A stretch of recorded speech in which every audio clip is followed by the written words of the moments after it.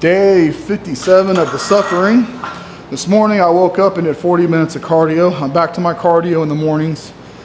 I had a little itch, I had a scratch where I wanted to work out twice a day, and I needed a break from the cardio because my hip flexors and my knees and my back was getting so tight from doing so much Stairmaster. I just burnt out doing it because everything was just so tight and hurting all the time. Not hurting, but just so incredibly stiff. So I said, all right, I need a break. Let me try to work out twice a day, get away from the Stairmaster. I'm feeling stringy, I'm looking stringy. I feel like I'm losing all my muscle mass, so maybe I could change it up a little bit. Did it for a week. I scratched that itch, and now I'm back to what I'm doing, right? So I'm back to doing cardio in the mornings and the evenings. We got 25 days left of this to July 25th.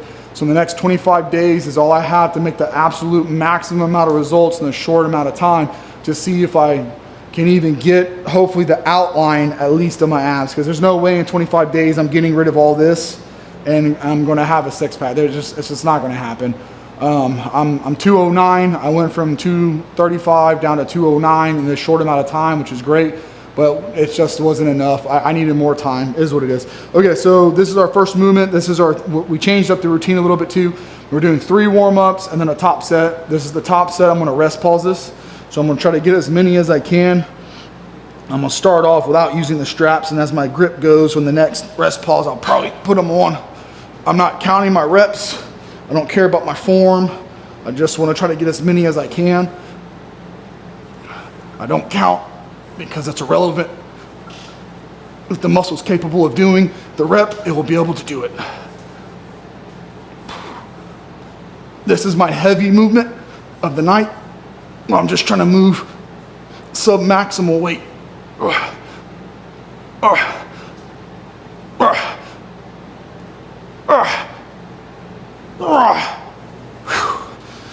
gonna rest 10 breaths.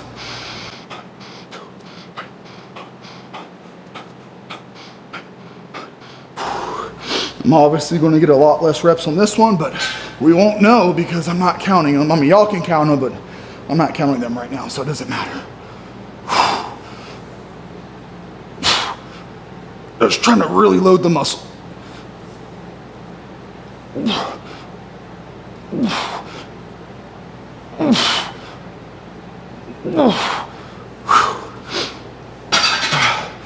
I'm going to breathe for 8.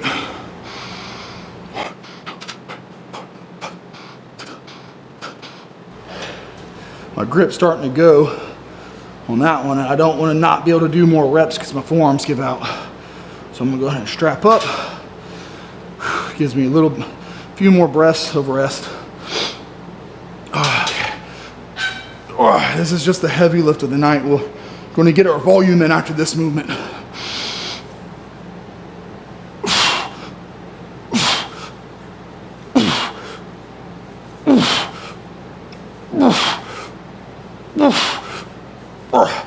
Just get some partials at the bottom because we can.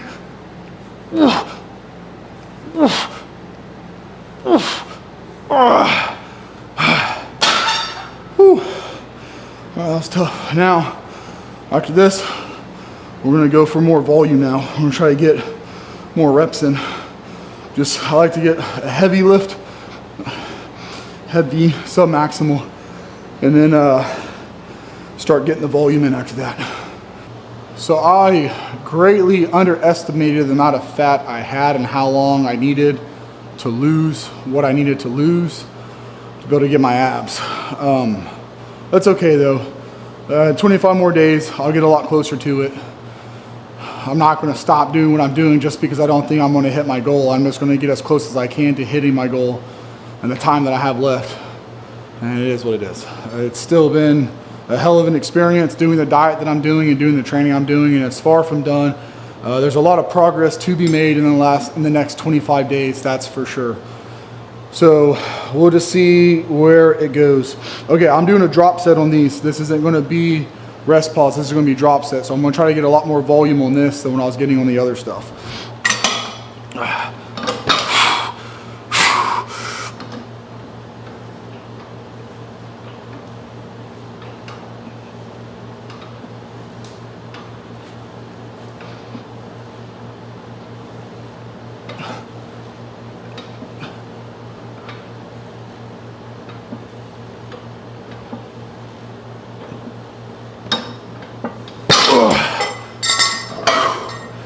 Woo.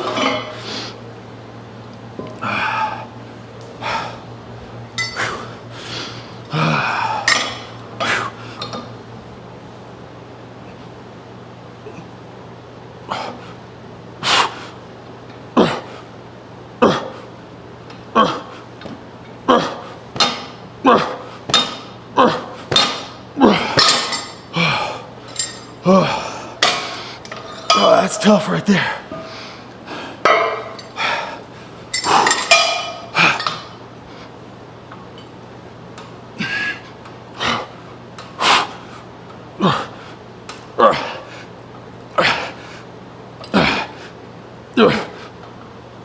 Oh, ooh, that was a tough set. That was a pretty tough set. I feel like I took that as hard as I could go, those reps. And you know, the further I've gotten into this, my calories have stayed the same, haven't changed. But the cardio, the intensity of the workouts, the volume of the workouts, I've been moving stuff around and playing with it. Probably could have just stuck with one routine all the way through and be like, yay or nay, but that's just not my style. I get bored of things, I have to change them up. But I can stick to a diet, but the training gets bored. But that, all right, there's the sign of a gun. Okay, so I have this workout structured. I'm just doing back tonight. So we did bent over barbell rows, which was a upward pulley motion with a wider grip. And then we do T-bar rows, which is a close grip upward pulley motion for our back. Now I'm going to do wide grip pull downs, which is a wide downward pulley motion for the back. And then we're going to do close grip, which is a close downward pulley motion. So we do wide, close, pulling up, wide, close, pulling down. And these, we're not doing nothing crazy. This is just a straight stretch, well, a straight set with a deep stretch. I'm doing these at the end of the workout because it takes a lot more to do T-bars and barbells than it is to do this. This is a lot easier being cable, and I'm able to control this a little bit better and get a much deeper stretch. The weight is completely irrelevant. I could care less how much weight is on the stack. I want the stretch and the control is what I want out of this, because I got the heavy weight, I got the slanging and banging and clanging out of the way, and the heavy movements. Now I just want contractions and burn. Stretch, contract, burn. That's all I want out of this. Just a nice deep stretch with a hard contraction. I'm not going slow. I'm trying to keep the tempo the same on the way down and the way up, with a pause at the top for the stretch. There's a lot of science that says the stretch is where the majority of the growing happens, the lengthening of the muscles. So I'm not going to ignore the research. And when we get a movement in here, that gives me the stretch. Now, I'm still going to get movements that I do partials and drop sets and rest pause and quarter reps and all that good stuff. But I'm not going to ignore the science that shows this is also very helpful for muscle gain.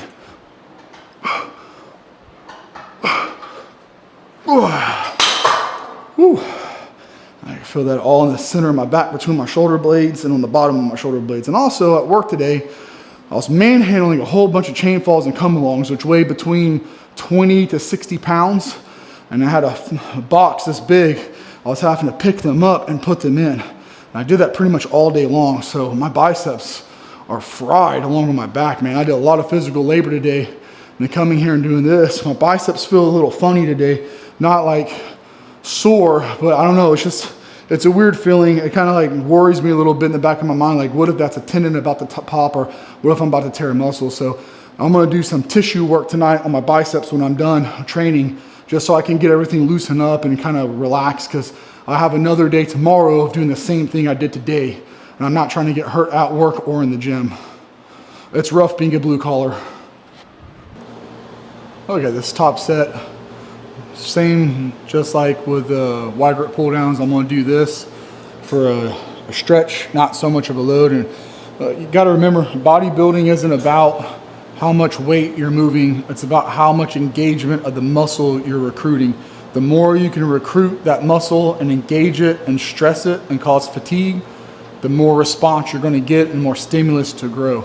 I mean, weight is important. You can't come in here like 10 pounds and do like barbell rows with like a 10-pound barbell and expect to get any change. You have to have enough weight to stimulate the muscle to change, but you don't have to go so heavy where you're constantly on the brink of ripping and tearing stuff. So, and also if you're not really engaging the muscle, don't get me wrong, if you're doing super heavy barbell rows, you're going to engage the muscle regardless if you want to or not. It's inevitable, it's going to happen, but it's just there's a safer way of doing it. Now, it's always fun going heavy every now and then, but just keep in mind that like there's always a probability to get hurt the heavier you go. And I'm probably actually going to train my biceps really light for bicep night, because the way my bicep's feeling right now, I'm not going to stress it or try to push my bicep.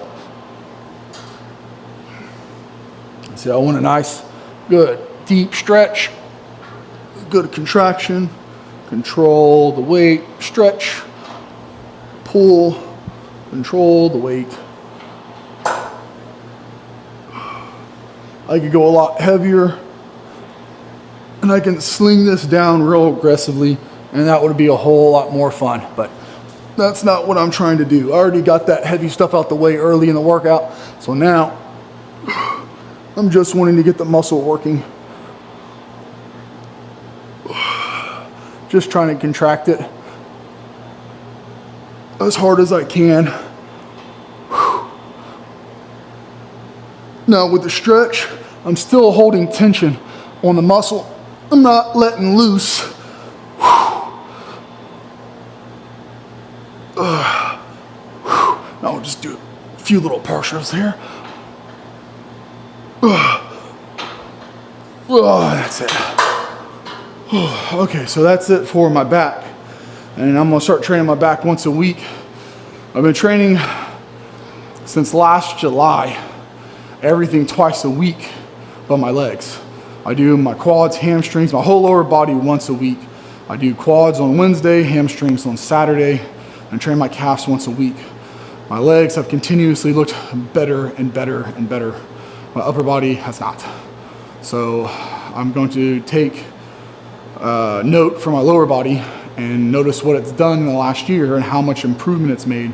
And I'm going to carry over that to my upper body and start training my upper body once a week and see how long I can go doing this and make progress. And if I start, especially at the end of July, whenever I start my bulk in August, I'll probably maintain and do maintenance for a month of August to let my body level out, putting sodium back in, going back to red meat. I gotta let my body fluctuate and get used to the new sodium and food. And then probably September, I'm gonna start my bulk.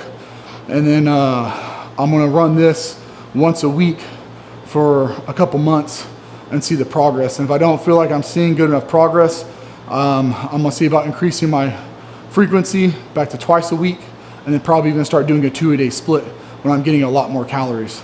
But I'll see how it goes. But right now, I just feel like going one muscle a day or one muscle group a day over the course of 6 days, I can hit that muscle a lot harder, a lot more aggressive, and give it a lot more time of recovery before I hit it again. Because back when I was powerlifting, I trained everything once a week. I worked out 3 days a week, trained everything once a week. So it's like lower body, chest, and chest accessories, and then back and assistance work. And on 3 separate days, eating 7,000 to 8,000 calories a day at 265, 270, and I was not gaining weight eating that much of food, only training 3 days a week with zero cardio. So I'm gonna go back to training everything once a week, and I'm gonna see how long it takes to see progress, because I'm just not pleased with the way my upper body has progressed. I've lost a lot of body fat, but I've also lost a lot of muscle doing this. So I'm just gonna change it up and try something different now. Not something that I haven't ever tried before, but just see maybe now my body's shifted, and now maybe going back to once a week is going to be a dramatic change for my body where it's going to respond to that instead of doing so much frequency. But we'll see how it goes. I'm going to end the video right here, guys. Thanks for watching. We'll see y'all tomorrow. I know this video is a little bit different than usual, but you know, I just had a lot on my mind and a lot going on right now. So I'm just kind of going to maybe keep it a little bit shorter, maybe to the gym stuff right now.